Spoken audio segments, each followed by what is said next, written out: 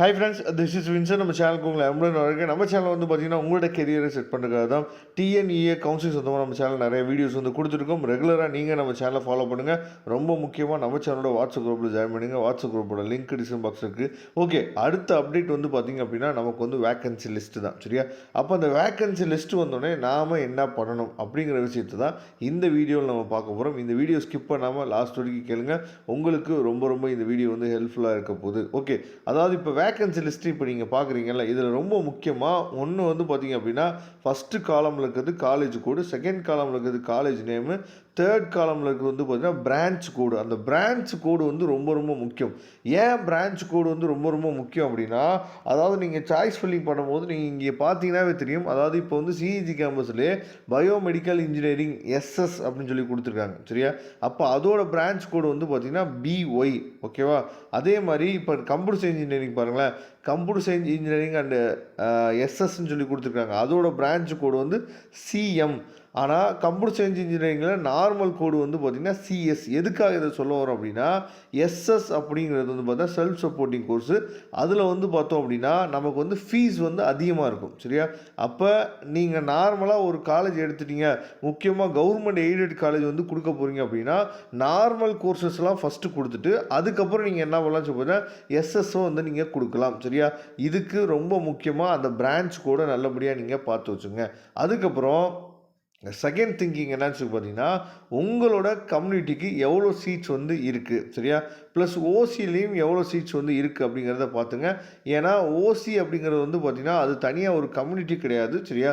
அது வந்து open competition வச்சுக்கலாம், இல்லை ஓசி கம்யூனிட்டி நீங்கள் வச்சுக்கிட்டாலும் அது ஓப்பன் காம்படிஷன் சொல்லும் போது நல்லா நீங்கள் கவனிச்சுங்க. இப்போ கம்ப்யூட்டர் சயின்ஸ் இன்ஜினியரிங் வந்து பார்த்தீங்கன்னா எஸ்எஸ்சில் ஓசியில் 40 சீட் இருக்குது பார்த்தீங்களா?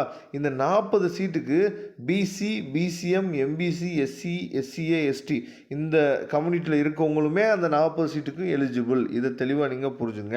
அப்போ ஃபஸ்ட்டு ஒரு அலாட்மெண்ட் நடக்குது அப்படின்னா, அந்த 40 சீட்டுக்கு வந்து பார்த்தோம் அப்படின்னா அது வந்து ஓப்பன் காம்படிஷன். சரியா? எல்லா பேருமே பார்ட்டிசிபேட் பண்ணுவாங்க. எல்லா கம்யூனிட்டிலையும் இருக்கவங்களுமே யார் பெஸ்ட்டு மார்க் எடுத்திருக்காங்களோ அதில் வந்து 40ல் என்ன பண்ணுவாங்க பார்த்தீங்கன்னா உள்ளே வருவாங்க. ஃபஸ்ட்டு ஓசி தான் ஃபில் ஆகும், அதுக்கப்புறம் தான் ஒவ்வொரு கம்யூனிட்டி வைஸாக என்ன பார்த்தா ஃபில் ஆகும். ஓகேவா? அப்போ நீங்கள் ஃபஸ்ட்டு ஓசியையும் பார்த்துங்க, அஸ் வெல் அஸ் வந்து உங்கள் கம்யூனிட்டியும் பார்த்துங்க. எதுக்காக இந்த விஷயத்தை சொல்கிறோம் அப்படின்னா, இப்போ கம்ப்யூட்டர் சயின்ஸ் இன்ஜினியரிங் வந்து பார்த்திங்கன்னா எஸ்டியில் வந்து ஒரே ஒரு சீட் தான் இருக்குது. என்ன சார் எஸ்டிக்கு ஒரு சீட் தான் இருக்குதுன்னு நீங்கள் நினைக்கலாம். ஆனால் அந்த 40 சீட் ஓசியில் இருக்குது பார்த்தீங்களா, அந்த 40 சீட்லேயும் அவங்க எலிஜிபிள். ஓகேவா? அப்போ நீங்கள் சிஇஜி கேம்பஸ் எடுத்துட்டீங்க அப்படின்னா கம்ப்யூட்டர் சயின்ஸ் இன்ஜினியரிங்க்கு மொத்தமாக சேர்த்து எவ்வளோ சீட்ஸ் இருக்குது அப்படிங்கிறத நீங்களே பார்த்துங்க. கிட்டத்தட்ட ஒரு அதாவது எஸ்எஸும் நார்மல் கோர்ஸும் வந்து சேர்த்து நீங்கள் பார்த்தீங்க அப்படின்னா ஒரு 200 சீட் இருக்குது. 199 சீட் வந்து பார்த்திங்கன்னா நம்ம சிஇஜி கேம்பஸில் இருக்குது. ஓகேவா? இப்படி தான் நீங்கள் என்ன பண்ணணும் அப்படின்னா, உங்களுக்கு தேவையான காலேஜில் உங்களுக்கு தேவையான கோர்ஸில் உங்கள் கம்யூனிட்டிக்கு எவ்வளோ சீட்ஸ் வந்து இருக்குது அப்படிங்கிறத நீங்கள் ஜஸ்ட் என்னாச்சு பார்த்தா அனலைஸ் பண்ணணும். சரியா? இதே மாதிரி இப்போ சிஇஜி கேம்பஸ்ன்னு எடுத்துட்டிங்க அப்படின்னா நமக்கு வந்து சிவில் இன்ஜினியரிங் தமிழ் மீடியம் இருக்குது, மெக்கானிக்கல் இன்ஜினியரிங் தமிழ் மீடியம் இருக்குது, மொத்தம் 31 சீட் இருக்குது. ஓகேவா? இப்போ நீங்கள் கவனித்து பார்த்தீங்க அப்படின்னா இதுதான் நமக்கு ஸ்டார்டிங்கில் வரக்கூடிய ஒரு சீட் மேட்ரிக்ஸ். இதில் வந்து பிரிண்டிங் அண்ட் பேக்கிங் டெக்னாலஜிக்கு எஸ்டியில் சீட்டே இல்லை. அதே மாதிரி சிவில் இன்ஜினியரிங் தமிழ் மீடியத்துக்கு பாருங்கள், எஸ்டியில் சீட்டே இல்லை. அப்போ மெக்கானிக்கல் இன்ஜினியரிங்க்கு சீட்டே இல்லை. அப்போ எஸ்டி பசங்க வந்து இதெல்லாம் படிக்கவே முடியாதா சிஇஜி கேம்பஸில் அப்படின்னு சொல்லி நீங்கள் கேட்டிங்க அப்படின்னா அப்படி கிடையாது. ஓசியில் இருக்கக்கூடிய சீட்ஸுக்கு இவங்க என்னாச்சு பார்த்தீங்கன்னா பார்ட்டிசிபேட் பண்ணலாம், பிரச்சனை கிடையாது. ஓகேவா? அப்போ இந்த மாதிரி தான் பார்க்கணும். இப்போ இந்த பிடிஎஃப் ஃபைலோட லிங்க் நான் டிஸ்கிரிப்ஷன் பாக்ஸில் கொடுங்க.